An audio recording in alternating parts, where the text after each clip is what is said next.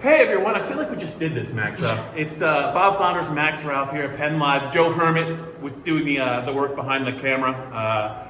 First of two Penn State Bowl media days. A lot to get to today, Max. We got the offense, Andy Kotelnicki, James Franklin, and it was really, there were some really good interviews, but it was really all about the news involving Beau Pribula and Drew Allar. Beau Pribula, transfer portal, no longer going to be part of the Penn State team moving forward. He talked about that. James Franklin, I thought, actually got pretty emotional talking about some of the reasons why Beau was not able to continue with the team. Drew Allar came in and explained why he made the decision to return for a fourth season.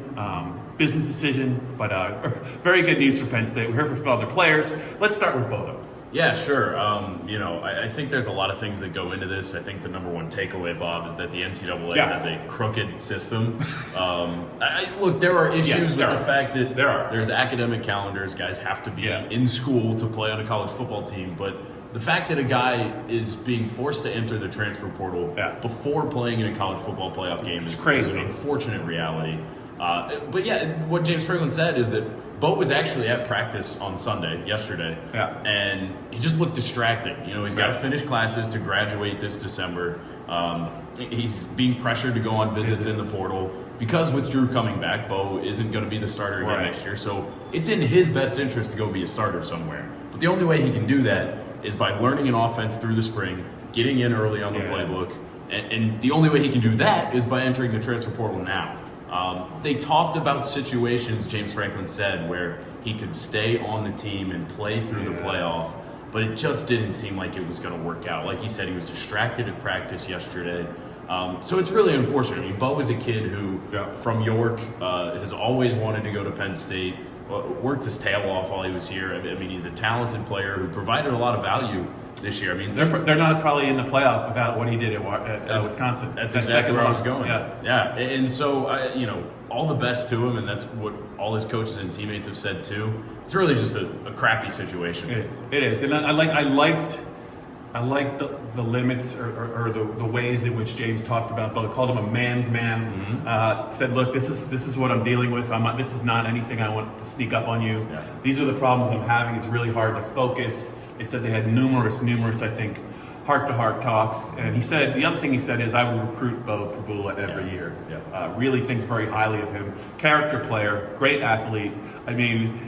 Comes classmate of Drew Allar. So that's kind of the short straw because there's only one football. And as much as they liked him, when you have a talent like Drew Allar at your disposal, you're gonna use him, 95% of the time. So you got to wish Beau Pribula well. Drew Allar was asked about his decision. He basically said, look, I'm going to talk about this once. I'm focused solely on SMU.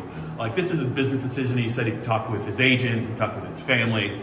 I have a funny feeling this has been in the works for a while. It's not a coincidence they both came out within hours of doing this. But it sounds like it's the right decision. I think there's room for Drew to grow as a player. Andy Kotelnicki talked about that as well. But just the strides he's made, Max, from his sophomore year to his junior year, I think have been significant. And I don't think he's close to hitting his ceiling. He also defended his wideout room, which I kind of like that about him too. But it was really interesting to hear from Tyler Warren, and I think Nick Dawkins won the day as far as an interview. Tremendous. He's going to be a CEO somewhere. I don't know what he's doing 10 years from now, but he's going to be leading his own company. Very impressive guy. Nick Dawkins tends to win the day on interviews whenever he speaks. He's a great kid. As far as Drew goes, it's a business decision. Look, right now he's probably not in that first round grade as a quarterback. He's probably second, maybe third round. He's got a lot of room to grow still. The one thing that we've seen from him this year that I thought was really important, and then he mentioned, was the emotions that he's played with, the control he's had of the offense. That's kind of been the thing that we've talked about over and over again with him. And so I think that was a huge thing, but there's still room to grow on the field for him as far as reading defenses, making more throws. He's starting to make more of them. He did a ton in Oregon, but there's still room to grow. I think he wants to probably get into that first round conversation. With the way that NIL and revenue sharing is going, a guy's not necessarily pressured to go to the league as quickly as he was in the past because he can still make money in college. So I think there's a lot of things that went into it. I do think that Drew's decision did factor into what Beau did. Like you said, not a coincidence they came out at the same time. It all just makes sense with Drew. But it's just what had to happen. Oh yeah, one other thing.